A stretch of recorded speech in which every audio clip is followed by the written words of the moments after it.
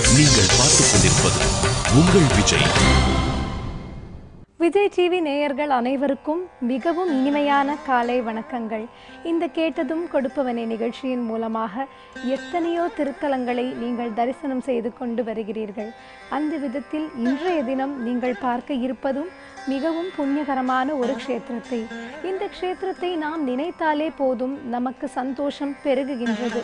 இந்த ஒரு க்ஷேத்திரத்தை நாம் நினைக்கும் பொழுது நம் மனதில் கிருஷ்ண பரமாத்மாவை பற்றிய எண்ணங்கள் மட்டுமே வருகின்றது. ஸ்ரீ கிருஷ்ண பரமாத்மாவின் அவதார பூமியான மதுராவை தான் இன்றைய தினம் நாம் தரிசிக்க இருக்கிறோம்.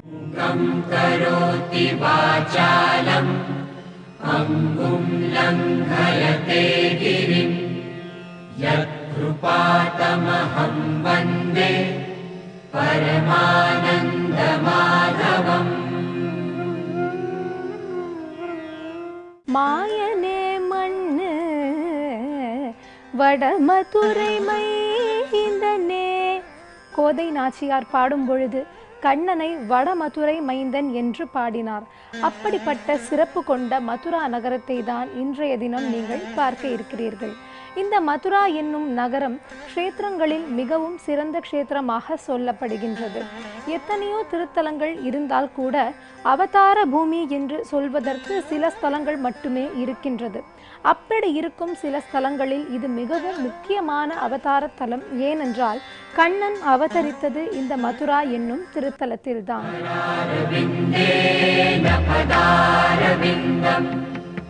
मुखारविन्दे विनिवेशयन्तम् वटस्य पत्रस्य पुटे शयानम् बालं मुकुन्दं मनसा स्मरामि.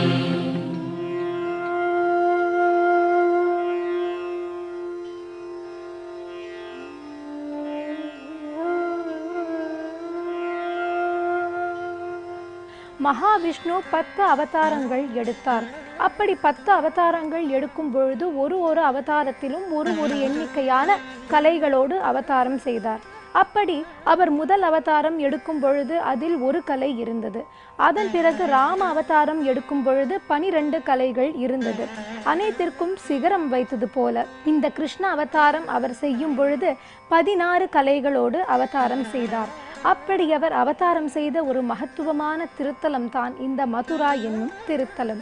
இந்த மதுரா என்னும் திருத்தலத்திற்கு ஏராளமான சிறப்புகள் இருக்கின்றன. யமுனா நதிக்கரையில் இருக்கும் இந்த மதுரா என்னும் திருத்தலம் கிருஷ்ண பரமாத்மாவின் லீலைகளை பார்த்த ஒரு திருத்தலம் என்று சொல்லலாம். கிருஷ்ண பரமாத்மாவின் அவதார பூமி என்று சொல்லும் பொழுதே இது எப்பேற்பட்ட புண்ணியகரமான திருத்தலம் என்பதை நாம் உணர முடிகின்றது. அதனால்தான் இந்த ஸ்தலத்தை 7 புண்ணிய தீர்த்த ஸ்தலங்களில் ஒன்றாக குறிப்பிடுகின்றார்கள். நம் நாட்டில் எத்தனையோ புண்ணிய ஸ்தலங்கள் இருந்தால் கூட சில ஸ்தலங்கள் மட்டுமே புண்ணியகரமான தீர்த்த ஸ்தலங்கள் என்று கூறப்பட்டுள்ளது. அதில் 7 ஸ்தலங்களை குறிப்பிடுகின்றார்கள். அதில் ஒன்றுதான் இந்த மதுரா என்னும் திருத்தலம். ஏனென்றால் புண்ணிய நதியான யமுனாவின் தீர்த்தத்திற்கு கரையில் இருக்கின்றது. அதனால் இதை புண்ணியமான தீர்த்த ஸ்தலம் என்று அழைக்கின்றார்கள். இந்த மதுரா நகரில் இருக்கும் யமுனா நதி கிருஷ்ண பரமாத்மாவின் பாத ஸ்பரிசங்களை உணர்ந்தது. அதனால் இந்த இடத்திற்கு நாம் சென்று வந்தாலே கிருஷ்ண பரமாத்மாவுடைய அருள் நமக்கு பரிபூரணமாக கிடைக்கின்றது. கிருஷ்ணாய வாசுதேவாய தேவகி நந்தனாய ச நந்த கோபகுமாராய கோவிந்தாய நமோ நமः. கலியுகம் என்பது இறைவனை அடைவதற்கான எளிய வழிகளை சொல்லக்கூடிய யுகம். எனினும் அதை அடைய விடாமல் இருப்பதற்கு தான் நாம் கலியின் பிடியில் மாட்டியிருக்கிறோம். அப்படி அந்த பிடியிலிருந்து நாம் பிழைத்து இறைவனை அடைந்து கரை சேர வேண்டும் என்றால் அதற்கு என்ன செய்ய வேண்டும் என்று கூறுகின்றார்கள். கலௌ கல்மஷ சித்தானாம் பாபத்ரவ்யோபஜீவனம் விதிக்ரியா விஹீனானாம்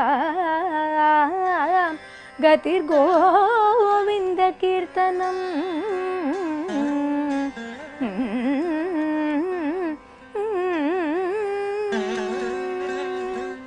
இந்த கலவு கல்மஷ சித்தம் தரக்கூடியது. கலியுகத்தில் நமக்கு பாப்பம் செய்யக்கூடிய எண்ணங்கள் வரக்கூடும். அப்படி அந்த எண்ணங்கள் நம்மை அண்ட விடாமல் இருப்பதற்கு, நாம் பாவங்கள் செய்யாமல் இருப்பதற்கு, கலியின் பிடியிலிருந்து தப்பிச் செல்வதற்கு என்ன வழி என்றால் கதிர் கோவிந்த கீர்த்தனம் என்று கூறுகின்றார்கள். ஸ்ரீ கிருஷ்ண பரமாத்மாவுடைய நாமமான கோவிந்தா என்னும் நாமத்தை நாம் சொன்னாலே போரும், பாவங்களிலிருந்து நமக்கு விமோசனம் கிடைக்கின்றது என்று கூறுகின்றார்கள். இதனால் தான் கோதை நாச்சியார் பெரும்பாலான பாடல்களில் கோவிந்தா என்று அழைக்கின்றாள். கோவிந்தா என்னும் நாமம் நமக்கு காரியத்தை சித்தி செய்யக்கூடிய நாமமாக இருக்கின்றது. அப்பேற்பட்ட கோவிந்தன் அவதரித்த திருத்தலமான இந்த மதுரா மிகவும் புண்ணியகரமான க்ஷேத்திரம் என்று இதனாலே கூறப்பட்டுள்ளது. वसुदेवसुतं देवं कंसचाणूरमर्दनं देवकी परमानन्दं कृष्णं वन्दे जगद्गुरुम्.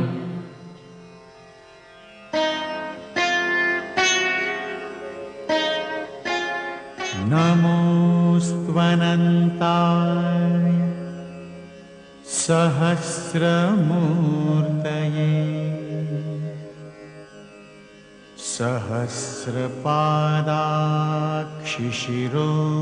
सहस्रपादाक्षिशिरोरुबाहवे सहस्रनाम्ने पुरुषाय शाश्वते सहस्रकोटियुगधारिणे नमः. கிருஷ்ண பரமாத்மா அவதாரம் செய்தது வசுதேவருக்கும் தேவகிக்கும் மகனாக. அப்படி அவர் தேவகிக்கு மகனாக பிறந்த இடம் இந்த மதுரா என்னும் க்ஷேத்திரம். கம்சன் தன்னுடைய தங்கையான தேவகி மற்றும் வசுதேவரை சிறையில் அடைத்து வைத்திருந்தார். அப்படி அந்த சிறைச்சாலையில் அடைத்து வைக்கும் பொழுது ஒரு குழந்தை அவர்களுக்கு பிறக்கும் பொழுது அந்த நிமிடமே அந்த குழந்தையை வாங்கி வதம் செய்து விடுவான் கம்சன். ஏனென்றால் அந்த குழந்தைக்கு ஆஸ்தி சென்று விடக்கூடாது என்ற ஒரு எண்ணத்தினால். அப்படி ரோஹிணி நட்சத்திரத்தில் கிருஷ்ண பரமாத்மா அவதாரம் செய்தார் 8வது குழந்தையாக.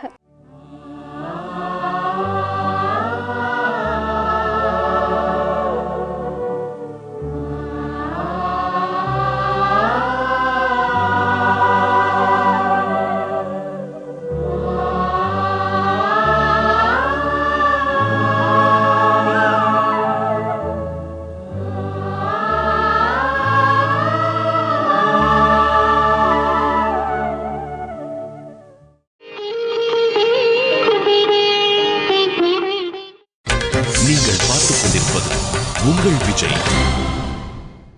அப்படி அவர் அவதாரம் செய்யும் பொழுது எங்கே கம்சன் குழந்தையை கொன்று விடுவானோ என்று நடுங்கி வசுதேவர் குழந்தையை அந்த இடத்திலிருந்து எடுத்து சென்றார். யமுனா நதிக்கரையில் கிருஷ்ண பரமாத்மாவை தலையில் வைத்து கொண்டு அவர் செல்லும் பொழுது மழை பெய்தது. அப்பொழுது அந்த மழையிலிருந்து அந்த குழந்தையை காப்பாற்றுவதற்காக ஆதிசேஷன் ஒரு குடை போல கிருஷ்ண பரமாத்மாவிற்கு இருந்தார். இது நடந்தது இந்த யமுனா நதியில்தான். அப்படிப்பட்ட புண்ணியகரமான இந்த யமுனா நதி சூரிய தேவனின் புத்திரி என்று கூறுகின்றார்கள். சூரிய தேவனுக்கு புத்திரி மட்டும் இல்லாமல் யம தர்மராஜனுக்கு இவளே சகோதரியும் ஆகின்றாள். இதனால் அந்த யமுனாவில் சென்று நீராடினால் சூரிய பகவானின் அருளும் நமக்கு கிடைக்கின்றது, யம பயமும் நம்மை விட்டு நீங்குகின்றது.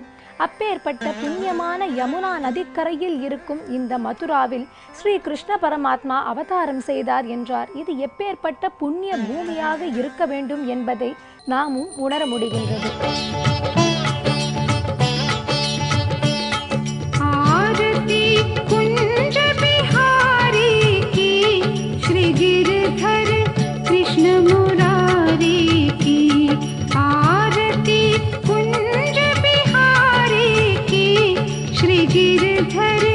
Krishna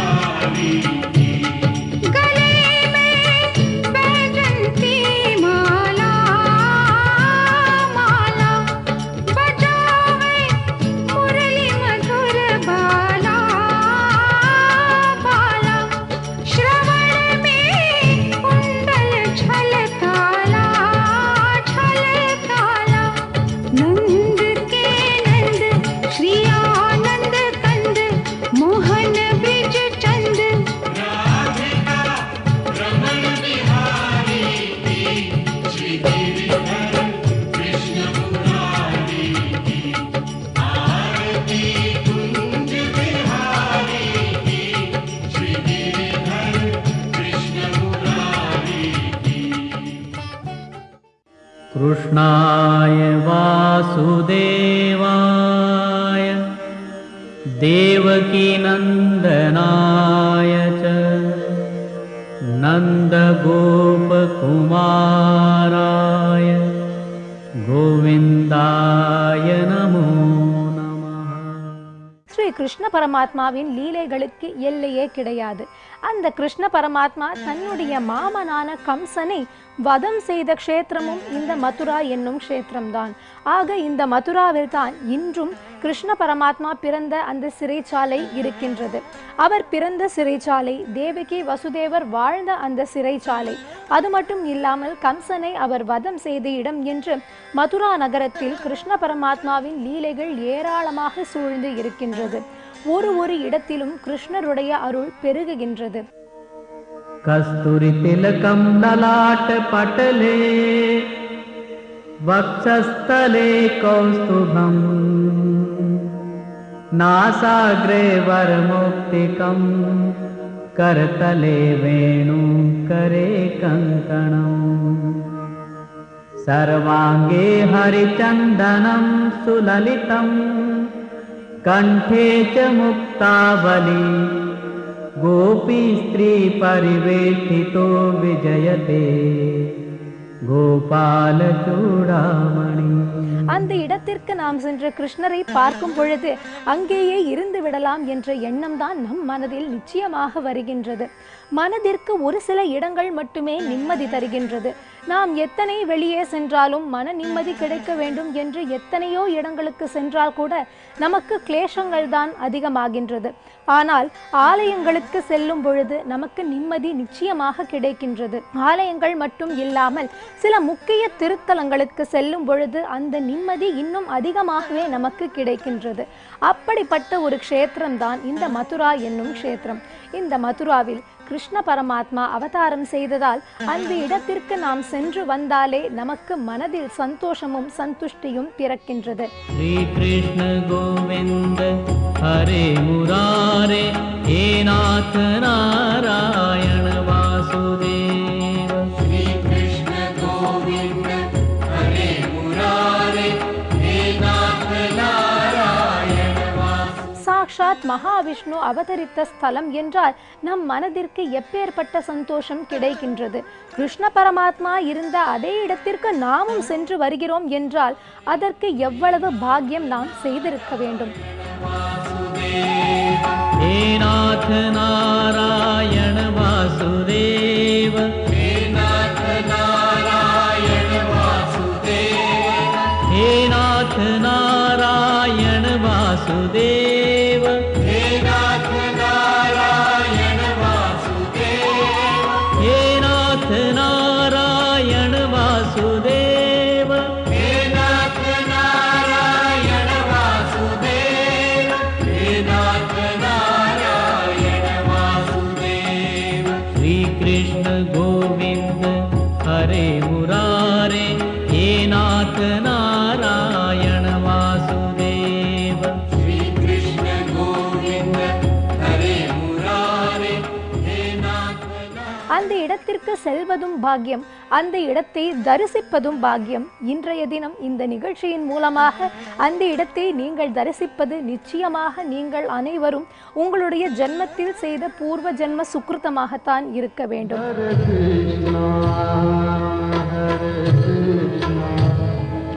Krishna Krishna Hare Hare Hare Krishna Hare Krishna Krishna Krishna Hare Hare. இல்லை என்றால் இந்த ஸ்தலத்தை தரிசிக்க கூட முடியாது. கிருஷ்ண பரமாத்மாவின் பேரருள் இருந்தால் மட்டுமே இந்த திருத்தலத்தை நாம் அனைவரும் தரிசிக்க முடியும். சக்கரம் சகிரீட்டகுண்டலம் சபீதவஸ்திரம் சரசிருஹேக்ஷணம் சஹாரவக்ஷஸ்தல शोभिकौस्तुभं नमामि विष्णु शिरसा चतुर्भुजम्।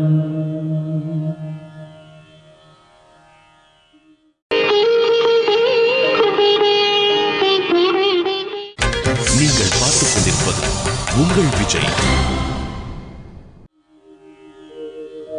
सशङ्खचक्रं सकिरीटकुण्डलं सपीतवस्त्रं सरसिरुहेक्षणं सहारवक्षस्थल शोभिकौस्तुभं नमामि विष्णु शिरसा चतुर्भुजम्. அப்பேற்பட்ட திருத்தலமாம் இந்த மதுரா. இங்கு யமுனையும் இருக்கின்றது. இந்த யமுனா நதி மிகவும் விசேஷமானது. ஏனென்றால் கிருஷ்ண பரமாத்மாவை இந்த நதி வழியாகத்தான் கோகுலத்திற்கு அழைத்து சென்றார் வசுதேவன். இதே யமுனா நதியில்தான் கிருஷ்ண பரமாத்மா காளிங்க நர்தனமும் செய்கின்றார். இப்படி பல கிருஷ்ண லீலைகளை கண்டது இந்த யமுனை. कृष्णाय वासुदेवाय देवकी नन्दनाय च नन्दगोपकुमाराय गोविन्दाय नमो नमः. அதனால்தான் மீராபாய் பாடும் பொழுது கங்கா ஜமுனா நிர்மல பாணி என்று பாடினார். அப்படி நிர்மலமான இந்த பாணியில் நாம் நீராடினால் நமக்கு எல்லாவித சௌபாகியங்களும் ஒரு சேர கிடைக்கின்றது. இந்த ஒரு நதிக்கு விசேஷங்கள் ஏராளமாக இருக்கின்றது. சகோதர சகோதரிகளுக்கென்று இங்கு ஒரு வேண்டுதல் இருக்கின்றது. பாய் தூர்ஜ் என்றொரு விழா இருக்கின்றது. அந்த பாய் தூர்ஜ் என்னும் விழா பொழுது சகோதர சகோதரிகள் இந்த யமுனையில் வந்து நீராடினால் அவர்களுக்கு யம பயம் நீங்கி எல்லா நற்பலன்களும் வந்து சேருகின்றது என்று கூறுவார்கள். இன்றும் இந்த பாய் தூர்ஜ் என்பது இந்த யமுனா நதியில் மிகவும் கோலாகலமாக கொண்டாடப்பட்டு வருகின்றது. वसुदेवसुतं देवं कंसचाणूरमर्दनं देवकी परमानन्दं कृष्णं वन्दे जगद्गुरुम्. அதேபோல் இந்த யமுனா நதிக்கு அன்றாடம் அவர்கள் செலுத்தும் ஹாரதி மிகவும் அற்புதமானது. அந்த மங்கள ஹாரதியை நாம் பார்க்கும் பொழுது மனதில் நிம்மதி கிடைக்கின்றது. அந்த ஹாரதி மிகவும் முக்கியமான ஒன்றாக கருதப்படுகின்றது. ஏனென்றால் கிருஷ்ண பரமாத்மா குதித்து விளையாடிய யமுனை அல்லவா. அந்த யமுனா நதிக்கு இங்கு ஹாரதி செலுத்தும் பொழுது பக்தர்கள் அனைவரும் குமிந்து அந்த கண்கொள்ளா காட்சியை பார்த்து தரிசிக்கின்றனர். இப்பொழுது அந்த காட்சியை நீங்கள் அனைவரும் கண்டு களியுங்கள். यमुना माता ओम जय यमुना माता जो नहावे फल पावे जो नहावे फल पावे दुख सुख की दाता ओम जय यमुना माता.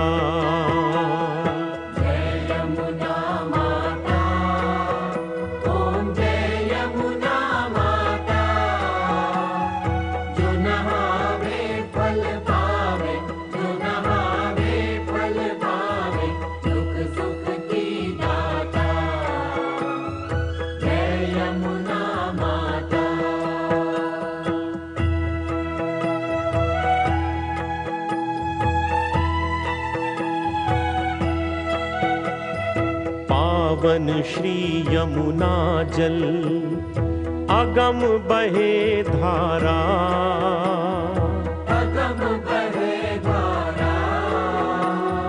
जो जन शरण में आए जो जन शरण में आए कर दिया निस्तारा.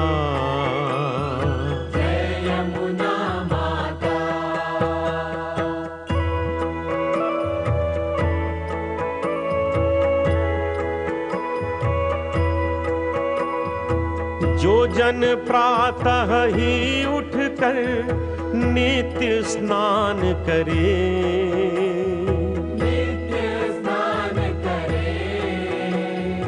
यम के त्रास न पावे यम के त्रास न पावे जो नित्य ध्यान करे.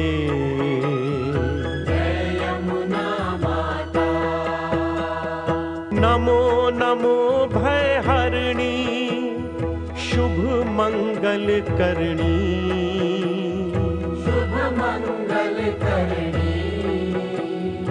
मन बेचैन भया है मन बेचैन भया है तुम बिन वैतरणी। ओम जय यमुना माता।